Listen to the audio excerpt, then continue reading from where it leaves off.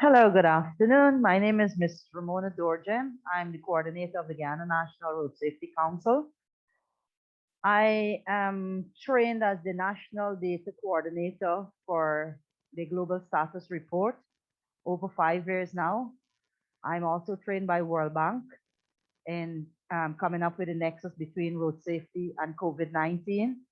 I'm also trained by the International Road Federation on a course called Safer Roads Across 6 Continents, Safer Roads by Design. The National Road Safety Council that I'm heading, it's an agency of the Ministry of Home Affairs. We work with all 4 of the government agencies. That agency is the Ministry of Home Affairs, the Ministry of Public Works, the Ministry of Health, and the Ministry of Education. Today, my presentation is road traffic deaths and injuries and trauma prevention. I want to start by let us look at Guyana. Let us look at who is Guyana. Guyana, the current population of Guyana is 791,690 persons as of Friday, November the 5th, 2021. This information was based on the Worldometer and elaborations of the latest United Nations data. Guyana's population is equivalent to 0.01% of the total world population. So that shows us that we're a peculiar people. Guyana ranks number 164 in the list of countries and dependencies by population. The total land area is 196,850,000 km square, 76,004 square miles. 26.9% of the population is urban. 211,821 people in 2020. The median age in Guyana is 26.7 years. I want us to look at, if you can change the slide. I want us to look at the Guyana situation. In 2011, United Nations has created the Decade of Action for Road Safety, 2011-2020. And in this decade, they were teaching us how to have a lead agency for road safety. They were also teaching us how to come up with policies. They gave us five fundamental principles, what we call the 5 pillars of road safety. And they gave us those 5 pillars where it was road safety management, road users behavior, emergency measures. And we have used those 5 pillars from 2011 to 2020. And while we're using, if you look at the statistics, because we have started to work with the Decade of Action has also taught us how to come up with a national road safety strategy. And we created a national road safety strategy. We also come up with a National Road Safety Council, who was part of the strategy. And we begin to work to see how we can reduce deaths by following the 5 pillars that they gave us. And if you look at our statistics in 2000, you can see 165 fatalities, 24 children, and 133 accidents. Our fatalities means that persons died on our roadways. And in 2021, you see a little reduction, and then 2002, 2001, 2003. And as you can see, the trend continues. Sometimes it go up and sometimes it go down because we were learning how to reduce our deaths on our roadways. In 2007, we were out of control with road accidents. Road crashes were going way beyond even mental health, even diabetes. It was higher than diabetes. It was higher than HIV and cancer put together.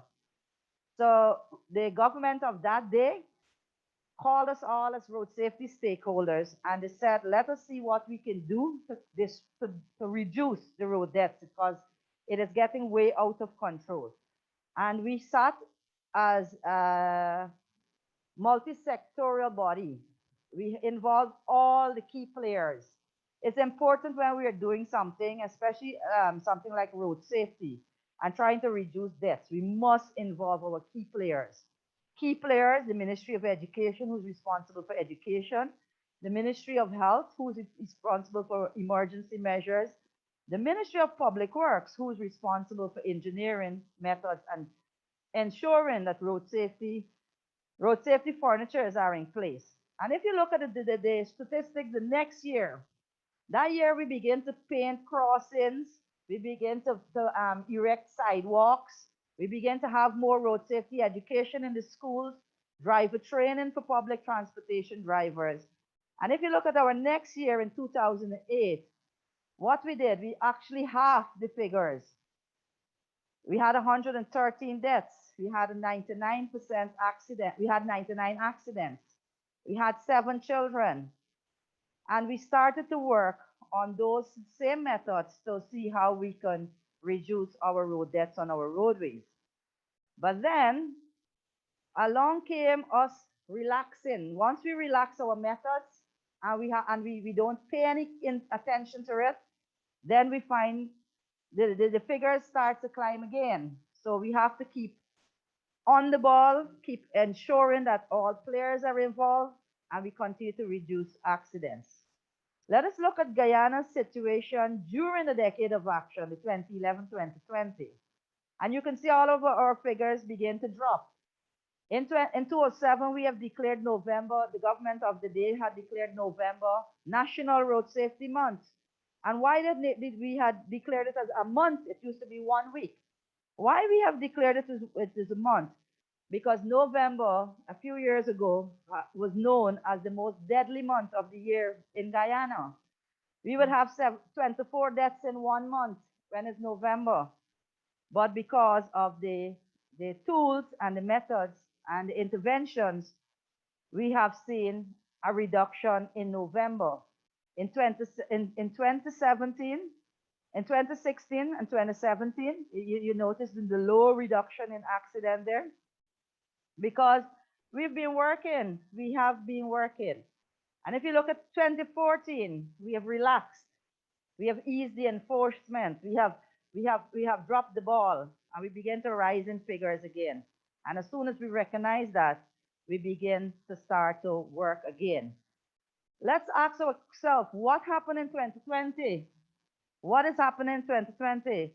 And we all are aware that 2020 we have the COVID-19 pandemic, where we had expected in the road safety fraternity, we expected a reduction of deaths because of the lockdown and the curfews. We had hoped and we were excited that we would have had a reduction of death, but it wasn't so. As you can see, the fatalities at 122. Why it is in red? Because the present Minister of Home Affairs has taken on his responsibility of reducing road accidents. And when he came into office in 2020, as you can see, the death rates was at 122 for that year. And to date, it is 85 because we have started numerous campaigns and the proof is in the pudding. You can see the reduction and the vast reduction.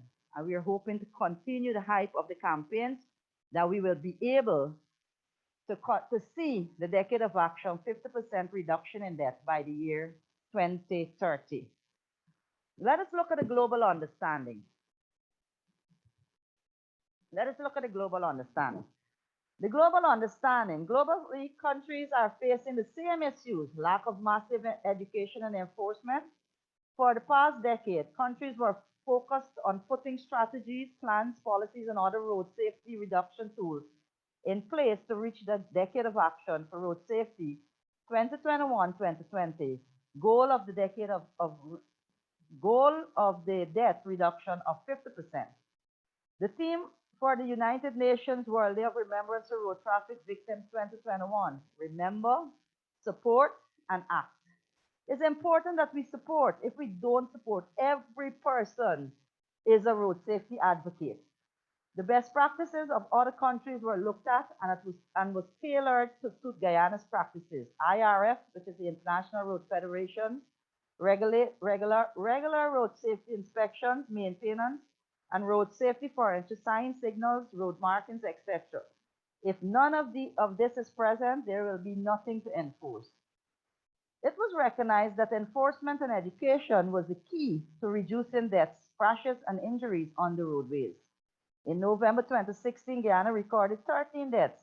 The soft enforcement education campaign was launched on the 1st of November 2017.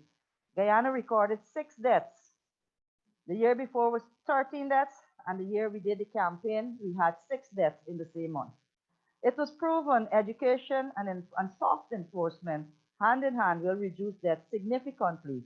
One of the lowest hanging fruits by one engineer, he's deceased, God rest his soul, Terence Fletcher. He was a Guyanese. When we talk about road safety, you can change. When we talk about road safety, we talk about the 4 E's. Engineering, they build the roads and repair the roads. Education, they teach us how to use the road safely. Enforcement, the teaching, they enforce, and teachings and the use of the roads. Emergency measures, assist in the damages we incur on ourselves and others when we do not adhere to the rules of the road, the human body. We can go on. Now we have some recommended tools to reduce injury and prevent trauma. And this is one of the things that we are recommending because we see that it worked for Guyana. We've seen the reduction. As you can see, the proof in the pudding when I showed you the statistics, the slide before. For a short-term plan, what we would call the lowest hanging fruits, we would do soft enforcement, public education enforcement awareness campaigns, television programs. We have created a program on the television. It's every first Thursday and last Thursday in the month. It's called Road Safety and You, where we bridge the gap between commuters, the citizens, and the authorities.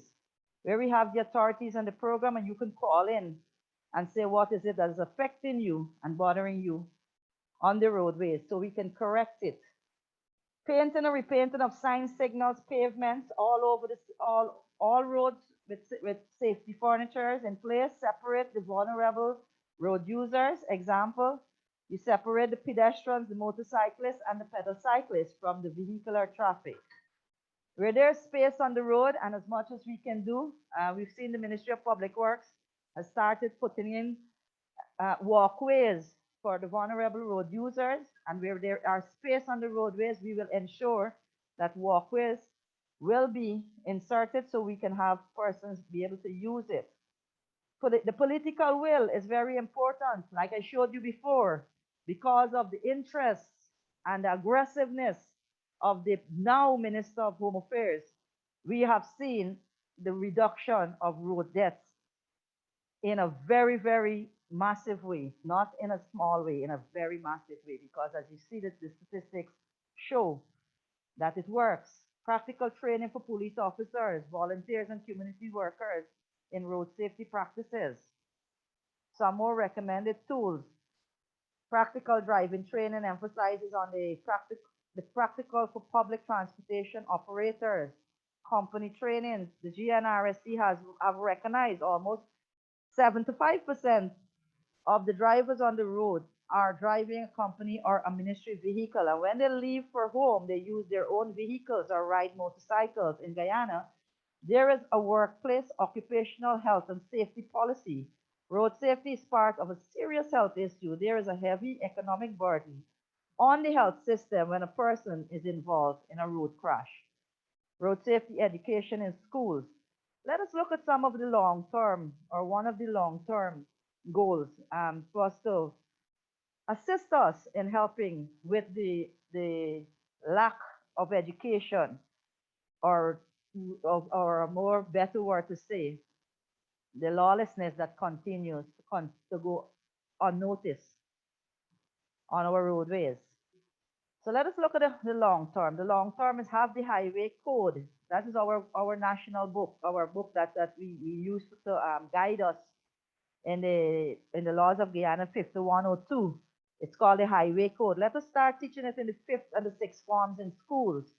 So by the time the children are ready to go to get their the learner's book or the driver's package, they will already be the road safety education and the highway code with all the signs, the signals, and the do's and the don'ts in driving would already be embedded in their minds and in their heads.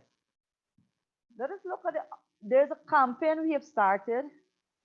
We've started this campaign, and this is one of the major tools that we have used, and we know that it works, and we believe that it will work, and we continue to use it. The outline of the soft enforcement campaign. Our soft enforcement campaign is launched on the 1st of November 2021. A television program is aired the night before to launch the activity with prominent persons like the ministers of government, traffic officer, and the Guyana National Road Safety Council hierarchy of the agencies will sit on that program. This soft enforcement education campaign is chosen to divert from the regular police roadblocks campaigns. It was developed through research and best practices from other countries. It is proven through data collected before and after these campaign works.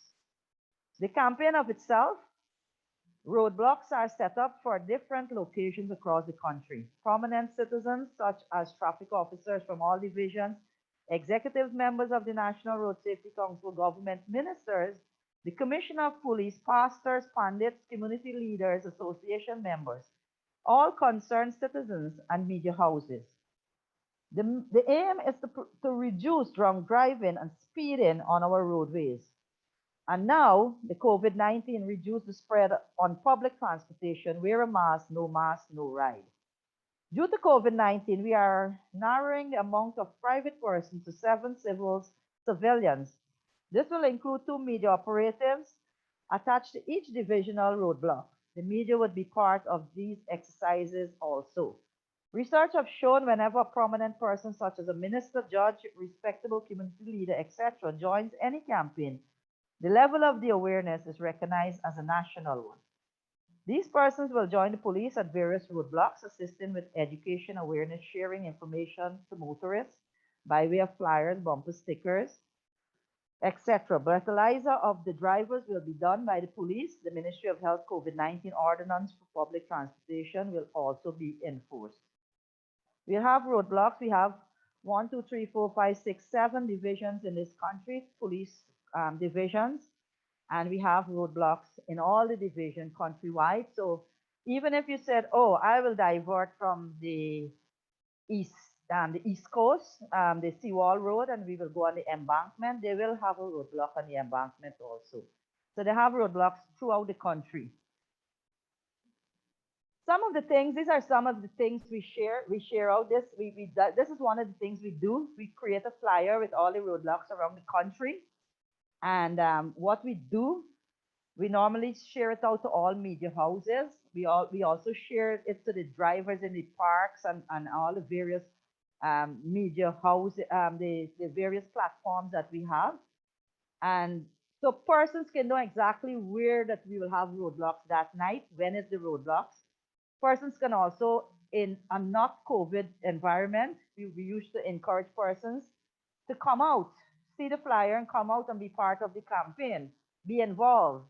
One of the things we've learned is that having persons involved in stuff, we get them to better understand the situation. We get them to better learn. I've seen this little quote on it, and it encouraged me, and I want to mention this quote today. It said, "Tell me and I forget. Teach me and I remember. Involve me and I learn." And I believe in involving me.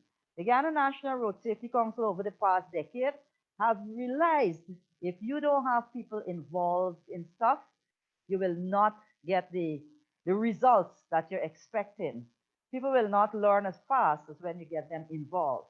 Like one of the things we've created, the Ministry of Home Affairs have created the minibus drivers competition, the regional minibus drivers competition.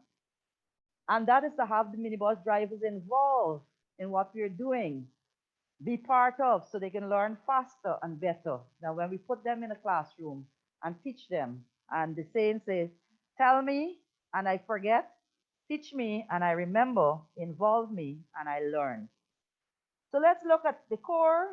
The real core of this campaign is to advertise the campaign, informing drivers, the road users of the entire campaign date, place and time, and the roadblocks.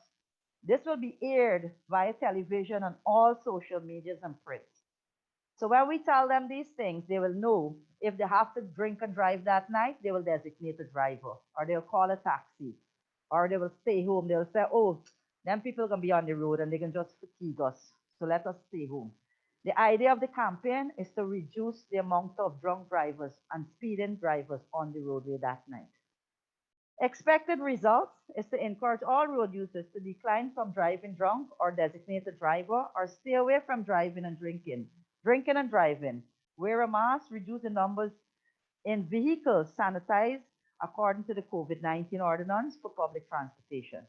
It is very important for the Ministry of Home Affairs, the Guyana Police Force, and the Guyana National Road Safety Council, Ministry of Health, whose responsibility is Pillar 5 of the Decade of Action for Road Safety 2011-2020, which speaks to post-crash response and emergency measures. They to address the drunk driving situation in our country by using all its experience to address this matter. We are at a significant increase in 2020 in road deaths and crashes. We are very serious of meeting the United Nations Decade of Action for Road Safety 2021-2030, reduction of death by 50% by the year 2030. And 9 of the United Nations 17 Sustainable Development Goals for 2030 safety and security of every human being. Every life lost is one life too much. GNRSC, with the support of governments, the Guyana Police Force, media houses, and all road safety stakeholders will be working intensely to restrict the escalation of road crashes that were getting out of control. These crashes are mainly due to driving under the influence, speeding, blatant disregard for traffic advisories and traffic laws, or ignorance of road rules and the lack of road safety education and enforcement. You can contact us at the Guy National Road Safety Council at gmail.com or our Facebook, saferroads.com. Thank you very much, and I'm open for any questions.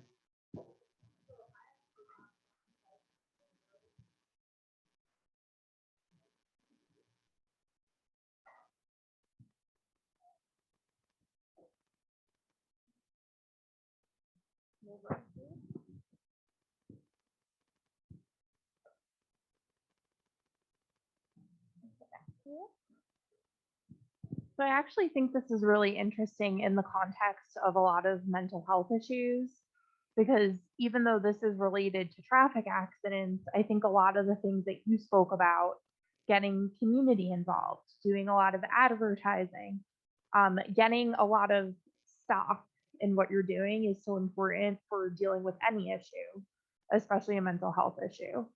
So I think that this conversation is really important because I have learned a lot from you about what you've done to reduce road accidents. And I think it's great in the context of what we're trying to do. And so it's wonderful. And I just wanted to know, have you thought about any sort of connections between like the work that you're doing and the work that we kind of want to do with mental health? Yes. Yes. One of the things we have at the National Road Safety Council is several subcommittees.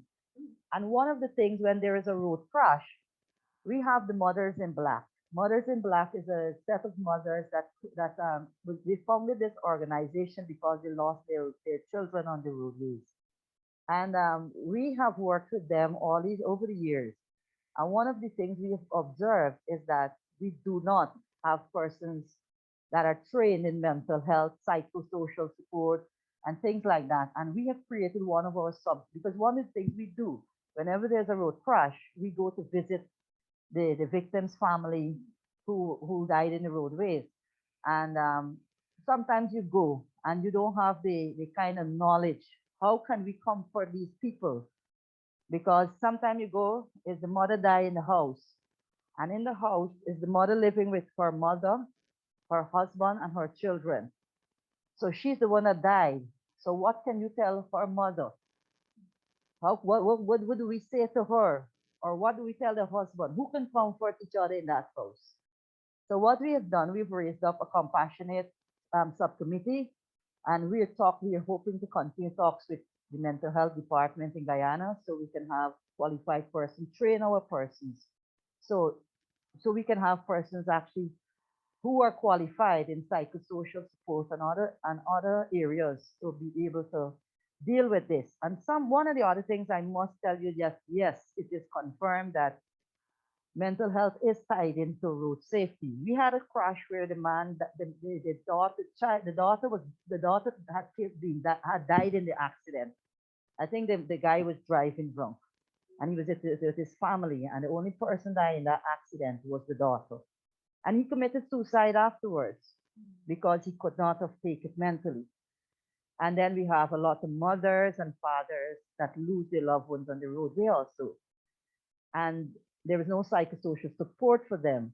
So this is something we're very, very interested in, tying road safety into the mental health department.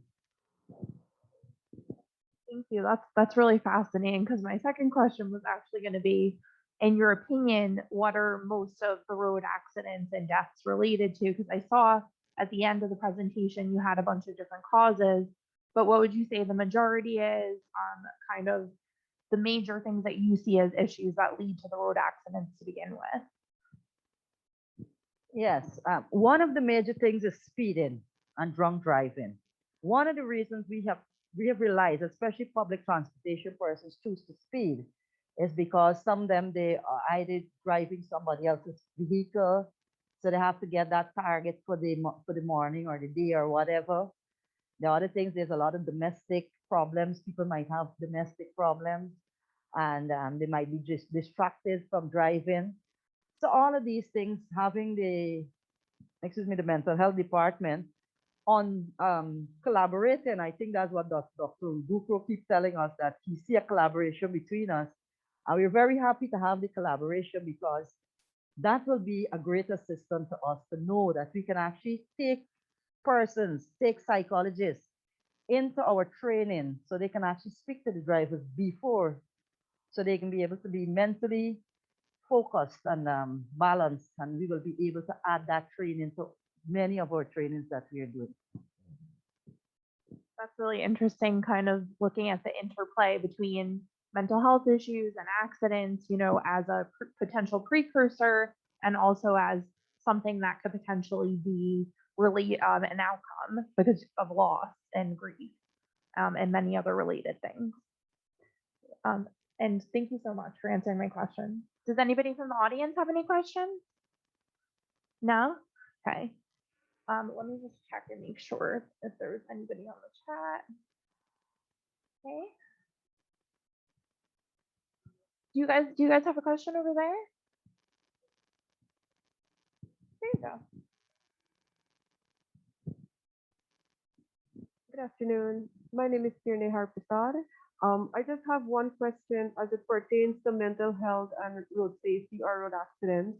Can you relate a percentage of these road accidents that would actually, or that has actually ended up in a mental health situation?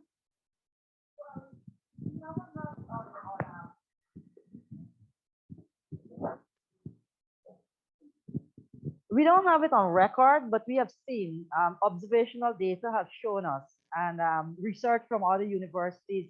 We've seen there were mental health issues, especially when a parent loses a child on the roadway. We have never spoken to a child that loses their parent on a roadway, and so we assume they will be having mental health issues.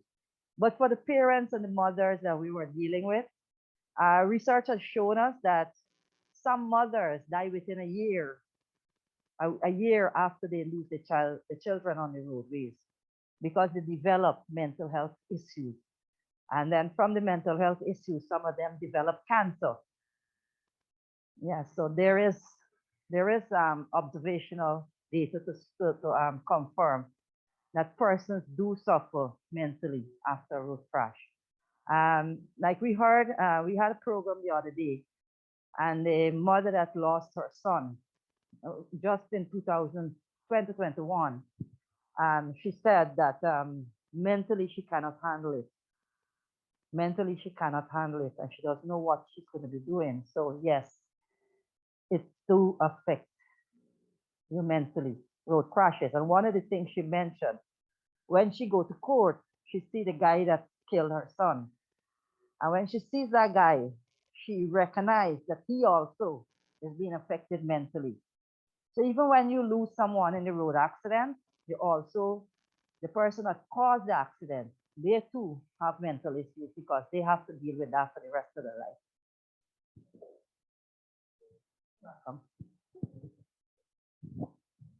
Yeah, I actually think, that's kind of like for them a trauma, and could cause, issues on their part, and they're also causing issues within the family and friend network. So it is an expanding issue. It just doesn't affect the one person who dies, it affects other people as well. So it is an issue that has really far reaching consequences.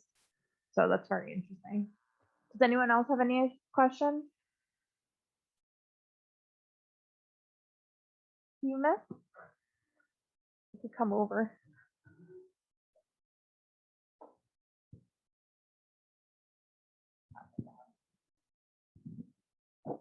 Good afternoon. Yes, after listening to you, hearing about um, road accidents and mental health issues, you did try to attend to problems that really cause this. And you also said about roadblocks and drunken drivers, but it's not like an ongoing something you're having. You have different points at different times. But I mean, we need more of this happening so that people will be there all the time, very conscious that there is a roadblock there, and I shouldn't be drinking. It's not only for one day, and then when you put it out there too, they're well aware where the roadblocks are, and they might even want not to go that way. They might want to divert. And so it will be a continuing process, which I think that much more needed to be done.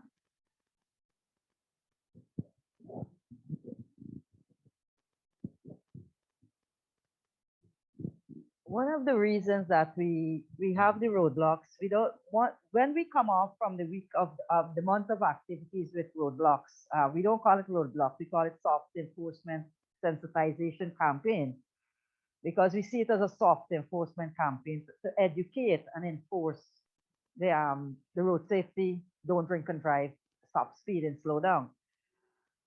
One of the reasons we have the roadblocks throughout the country, and even though we might be at Luziknan, there are blocks all over the country in all its police divisions. And the police knows exactly which street when you turn off, you can end up into which other street.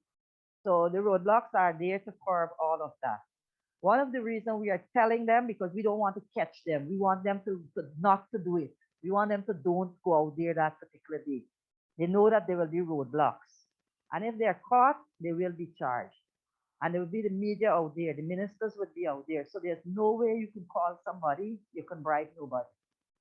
So that's the idea of having it publicized, because it's not for us to catch anybody. It's for us to tell you that we have these roadblocks all over the place. And if you don't adhere, because we have it on the East Bank, the West Bank,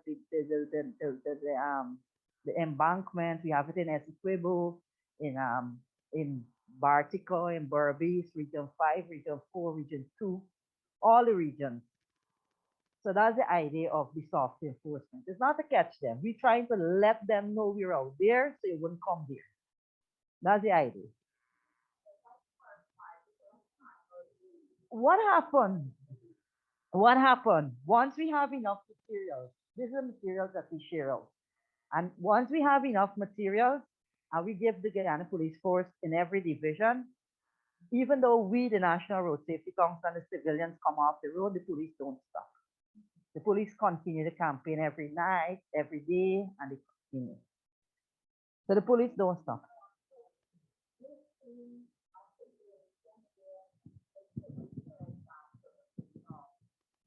I mean, they're trying to implement the laws and so that they can curb the situation. But we are seeing so many flaws in the system that allow these drivers when they commit that mistake or when they engage in that, all they can do is put something in the, policing, you know what I'm talking about, and they gone scot free. And then they ended up doing the same thing and causing accidents. So it's not like a really hard situation with the police implementing those laws in a very stern way.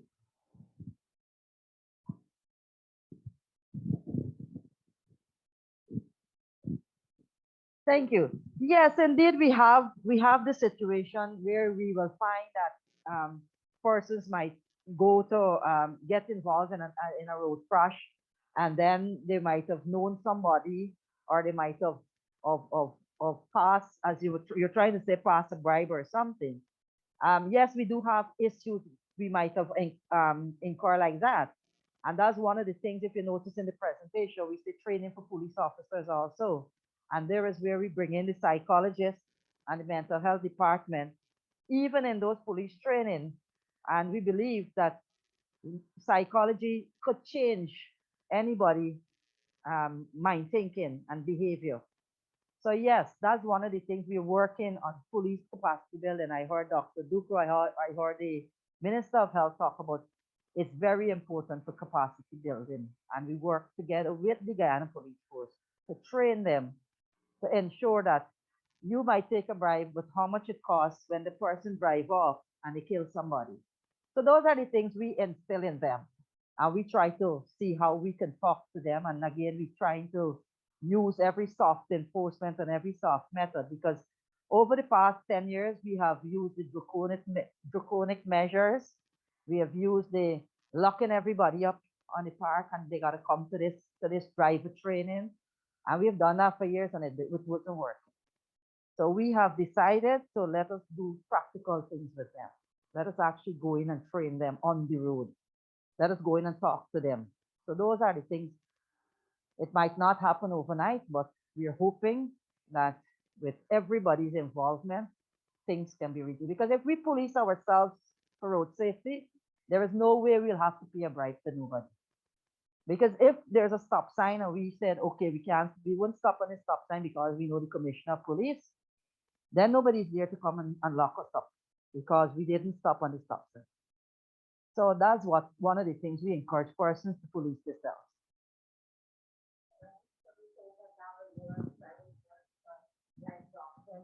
Like Dr. Harry said, that we always in this system about just now, and our just now might be 40 years down the line. So now with what's going on here now in this conference, we pray and hope that very good things will be coming out of this, and so that we can help to ease this mental health issues that are coming up. Because very true, as you've said, that with all the women organization, mothers, and so there a lot of people out there bleeding because they lost their loved one on the road. And so they have gone down that path of losing it all mentally.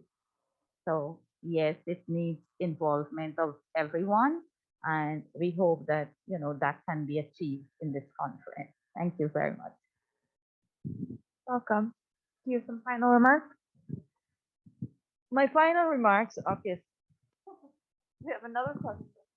Good afternoon, I'm Devani. Okay, so my question is pertaining to, you had mentioned the school, you want to implement teaching the road safety and traffic laws in school. So how far off do you see that? Because accident prevention and also how to react in certain situations. Because children, obviously they're buses and so they go to school. How do they react? What do they do? How do you prepare them? And when are we going to implement the system in our schools?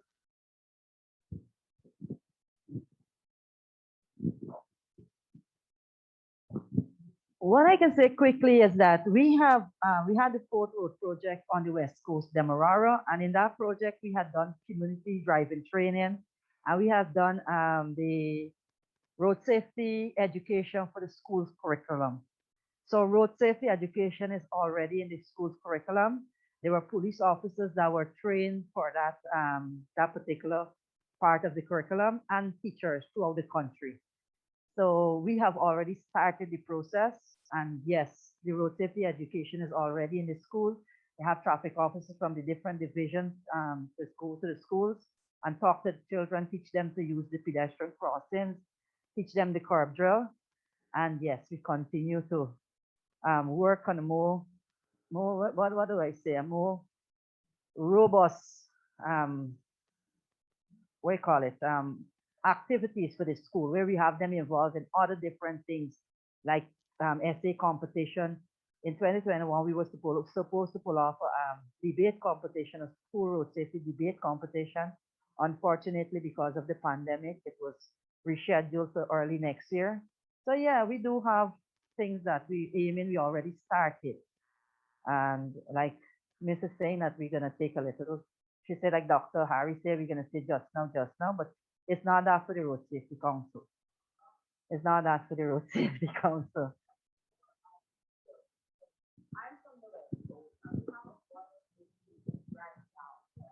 And I already spoke with police officers in that area. To be exact, I'm from Windsor Forest, and there is a supermarket just before the big bridge.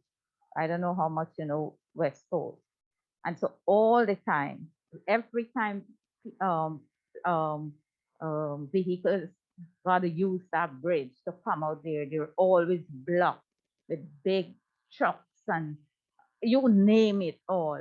The driver will have to be there for minutes, hours, just to see that it's true. They can't see that whole one side is being blocked because of that supermarket. And we did talk to the police one time. It's still happening, and so that can, a lot of accidents can be there happening there because of that.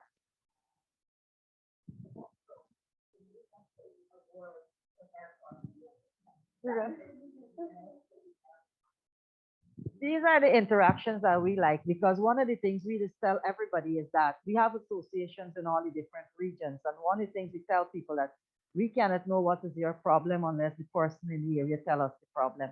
And definitely we'll look at that. And that seems as though that is just a no stopping or a no parking sign needs to go down right there. So we talk to the Ministry of Public Works and see how we can assist in assist in avoiding the accidents before it happens. So yes, that's our aim, and we continue to work with every single organization in the country, so we can reduce road crashes and road deaths on our roadways.